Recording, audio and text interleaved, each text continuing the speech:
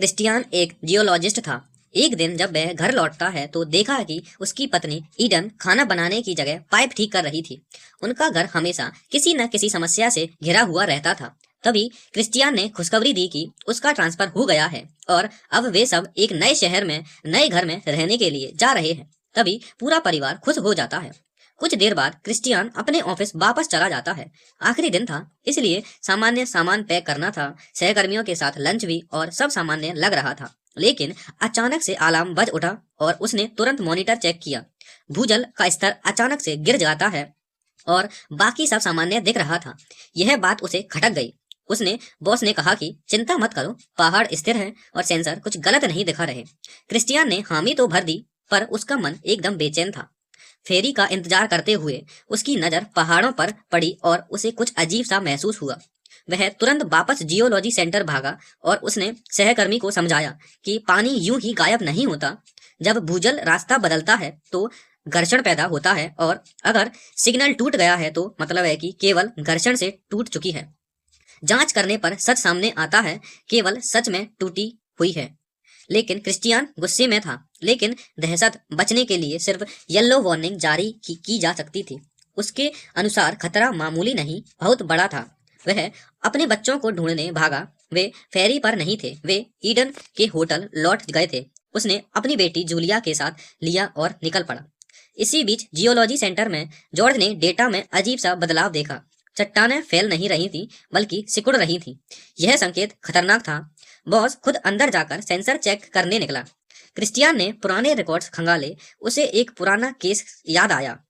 पहाड़ जब इस तरह सिमटते हैं तो वह सुनामी से पहले का संकेत होता है। उसने तुरंत कॉल किया, लेकिन बॉस पहाड़ के अंदर था।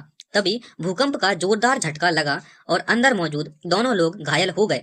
संपर्क टूट गया और क्रिस्टियान ने चिल्लाकर कहा, अलार्म बजाओ, शहर खाली करवाओ। मार्गरेट ने सायरन ऑन कर दिया और चारों तरफ भगदड़ मच जाती है। क्रिस्टियान ट्रैफिक में फंस जाता है। वह लोगों से चिल्लाकर कह रहा होता है, ऊपर भागो, पहाड़ी की तरफ भागो। उसे अपनी पड़ोसी फैंसी मिली। उसने जूलिया को आगे भेजा और पड़ोसी को बचाने लगा। तभी विशाल पानी की दीवार आ गई। वह उसे कार में धकेल पाया और लहर ने दोनों को टक्कर मार दी। उधर होटल में ईडन दरवाजे खटखटाकर लोगों को चेतावनी दे रही थी। उसे पता चलता है कि उसका बेटा गायब है। वह उसे ढूंढकर नीचे इमरजेंसी बंकर में ले गई और एक गेस्ट भी साथ था। लेकिन पानी तेजी से अंदर घुस रहा था। बंकर का दरवाजा बंद करते समय गेस्ट बाहर ही रह गया और लहर उसे बहा ले जाती है। अंधेरा छा गया और कुछ समय बाद क्रिस्टियान होश में आया। उसकी पड़ोसी मरी हुई पड़ी थी। वह टूट गया और खुद को संभालने हुए पहाड़ी की ओर चढ़ा। वहां जूलिया मिली और दोनों ने गले लगाया, लेकिन ईडन और उसका बेटा कहीं नहीं थे। क्रिस्टियान होटल पहुंचा। चारों तरफ तबाही थी। उसे बस में एक सहकर्मी की लाश मिलती है और दिल बैठ गया था। लेकिन उसे उम्मीद हुई कि ईडन और बेटा वहां नहीं थे। नीचे बेसमेंट में ईडन पानी से जुड़ रही थी। पानी बढ़ रहा था और घबराया हुआ एक आदमी अपने बचाव में ईडन के बेटे को पानी में दबाने लगा। ईडन ने मजबूरी में उसे डूबने दिया और बेटे को बचाने के लिए।